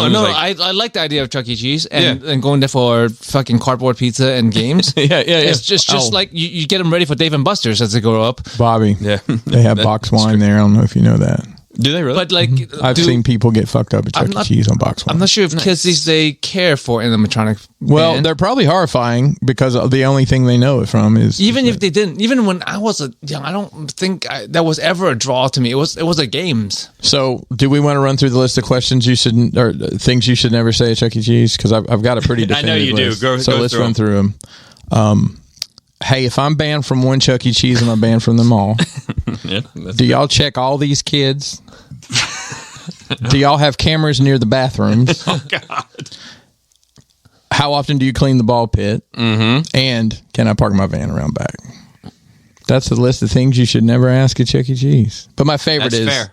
and I steal that line from "Oh Brother, Where Art Thou?" You guys familiar with that? I love that movie. It's Yeah, it's Odyssey. like, if I'm banned from one of the well worse, am I banned from them all? I just roll it right in, man. Shout out to Chuck E. Cheese. Dapper Shout out to Dan. Chuck E. Cheese. And then shout out to Showbiz, man, just because. 2 weeks away from everything. So, the National Toy Hall of Fame reveals 4 new inductees. Here we go. All right. Is it the one with like the stick? Yeah.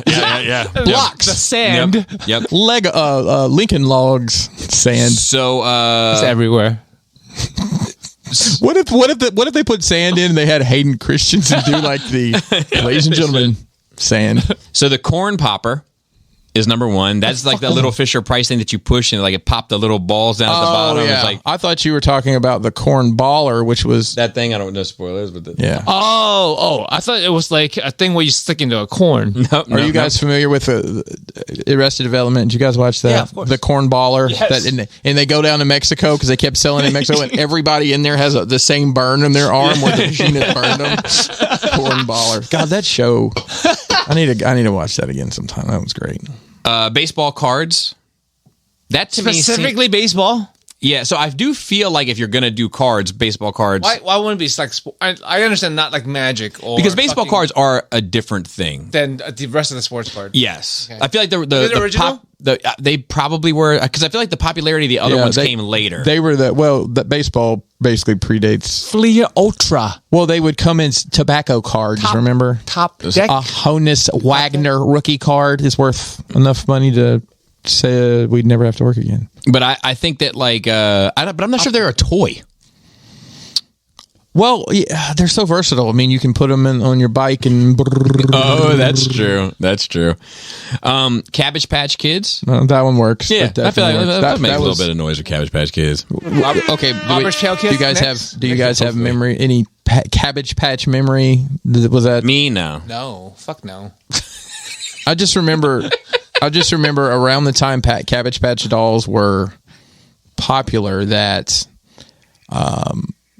people were making their own Cabbage Patch dolls, like it was a craft show kind of thing. Cabbages? No, but they were these stuffed, kind of ugly, chubby dolls that they were making. I don't know. Thinking about it now, it's like, wow, they painted those eyes on. That's talented. I remember and I don't remember it firsthand, but I remember hearing parents as I got older talk about how rough it was. To it was. It was like the Tickle Me Elmo or the whatever. It was one of day. the first things, and on top of that, not only like Tickle Me Elmo. All right, we got a pallet of them. Right. All right. You got a pallet of Cabbage Patch Kids. You need one with green eyes and blue hair or gray, whatever hair. I mean, that's like the tie. Like, I got the Malaysian one. Oh man, dum dum dum dum. Was that the tie? The fucking sock puppets? Not sock puppets. What the fuck am I thinking about? Twitter? I don't know. No, like the fucking X? toys. There's a bunch of different of them. They're collectible. They're from Tide. They got little tags on them. Beanie Babies? Beanie Babies. It's like that. There was a Beanie Baby reference in Better Call Saul the other day. There's like They tore the tag off and then they just threw it away because it was worthless. The next one was Nerf foam toys. Dead on the money there. man. that's a big category. That covers so many things right now. But way to do a catch-all. Because Yes. we don't need to do the different... Are you sure? Enough The football. Nerf gun and a Nerf sword. Do you guys have any memories of Nerf stuff when you were growing up? So football is the first thing that comes to mind. I think everybody had Nerf footballs in the neighborhood. And I also remember the Nerf footballs that all the outside had come off of, and and they get wet, and you could wring them out. Yeah, lots of fun. And they were usually 2 different colors. Mm-hmm. Yeah. I'm thinking blue, almost purple blue, and orange. For me? Well, just in general. So I'm thinking green and black, like a lime green and black. Yeah. We're painting a picture for these folks. Yeah. And that's it. And that's it for the marbles. for the Hall. The stick. I don't. I should probably look. We should probably go through that and be like, what? But I think that the article was trying to say like, but Barbie's kind of boyfriend Ken, he was left out despite having a huge year and hit song due to his portrayal in Ryan Gosling in the summer blockbuster. That has nothing to do with toys, though. Unless there's yeah, but I think maybe they're saying bring it back into the consciousness. I'm just waiting on Pops to go in. The Fisher Price Popper, a push toy that encourages babies to walk, was chosen by fans who were invited to celebrate. Blah blah blah. Baseball cards, Cash Out Kids, and Nerf toys were voted in the usual way among a field of 12 finalists. These four, et cetera, et cetera. So, what's the most annoying toddler baby toy? Anything that plays music. Any fucking thing that plays music. The thing that makes animal noises. I think I've the barn. It's the barn. I think I've got you beat. The barn. For me, it's when a child that's learning how to walk and you want to keep an eye on has the shoes that they have like a little hole. It's almost like every time they take a step. Like being in an airport with somebody, I was like, Jesus Christ. And then I have one question. Oh no. From Daniel R. He said, "Hope you're having a good day. Great show today on NRR. I know you have reviewed an abundance of turtles. Have you seen these IDW turtles?" I haven't, but they do look cool. What brand? What company is that? Looks like Playmates from here, so that doesn't necessarily do much for me. Because at any given time at a retail store, you can buy at least 4 different versions of turtles, if not 5. So many turtles. Yeah, I'm hesitant to say this because every time I say it, I'm like, oh, I was wrong. Are you done? I think I'm done with turtles. Okay. I would think so. How many fucking turtles do you need? Look, Laura. I don't need to hear that shit. Okay. You know what I played at Dave's house? Dave's little girl has recently found Ninja Turtles and loves Ninja Turtles. They went and saw the movie. They watched the live action. He was telling me.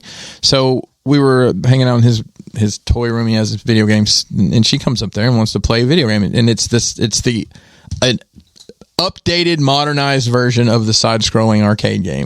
Turtle in Time? Yeah, one of those. And like she got bored with it. I'm like, fuck it, I'll play. And I'm like, oh, I was like, I should probably see if this is on PlayStation Game Pass because I think 4 people can play at a time. It's like the old school. It was so much fun, just cutting up foot soldiers and beating up. I dumped a bunch of money into that shit. So end of 8th grade, the Simpsons one, the fucking X-Men one. End of 8th grade. Me and 3 friends went. 4 of us. We went to the arcade on the last day of school, and we all brought a roll of quarters. Like we're gonna beat this damn Turtles game, and we did. It was fun. Memories. So with that, we'll get out of here. By the time you guys heard this, it'll be too late. But I hope you had a great, happy Thanksgiving, and I hope all your Black Friday dreams come true. All your Black Friday dreams. I'm looking for a monitor, maybe. I have a Black Friday dream. I do too. I am investing in another piece of equipment. Are you? More lasers? Freaking lasers. More lasers? Lasers. Blazer lasers. Phasers. Yeah, we're going to buy another laser cutter. I'm just, the one I want, I'm seeing if there's a Black Friday. Do you have room for another laser cutter? Bro. You could get some hazers, just people to come in and like talk shit to you and push you around. I brought a paint job could be better. A little bit of white dry brush would do you. All right. So with that, what you didn't say your... So I am looking. It's gonna throw me into debt, but I am looking to replace my office furniture. Oh, the whole thing. So I got my I got my no. God, don't ever buy anything from there. God, I just Temu. Throw my head right through that DTOF and hope the glass breaks. Listen, I will tell you. And I'm fine with this, but we are all so spoiled with the ease of assembly with IKEA furniture. I love it. So if you guys that have been to our house, the Wayfair stuff. The console and those cabinets, it's Wayfair, and literally we had to invent the way to hang it because it does not come with any directions. The hardware, it's like, what the fuck? It's like a puzzle. Yeah. Anyways, I'm not saying all Wayfair's like that, but that particular item was. I mean, I've heard people with good experience with Wayfair that the pricing is good for what you get. I have to.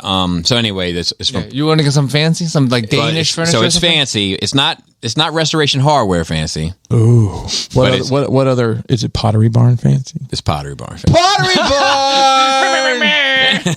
Pottery Barn. I had to go to Pottery Barn recently. Kelly got a very nice cooking knife, and they'll sharpen it for free. Nice. You just have to take it to Pottery Barn. And is that Or is it Williams? Tyson's. No, it's or is it Depends Williams? on how you carry it. Hang on, It's no, probably crazy. Someone just coming in the store holding a fucking knife. I think I'm wrong. It's Williams Sonoma, and I always get those two mixed up because they're kind of the exact same vibe. I know that name more so than like being a famous name more than Pottery Barn. Yeah. So anyway, it's nice. It's like we're gonna repaint the room and then bring in the different color. What about you, Joe? What are you hunting anything for Black Friday? You have a big purchase? I was thinking about getting a gaming monitor, but I don't need it.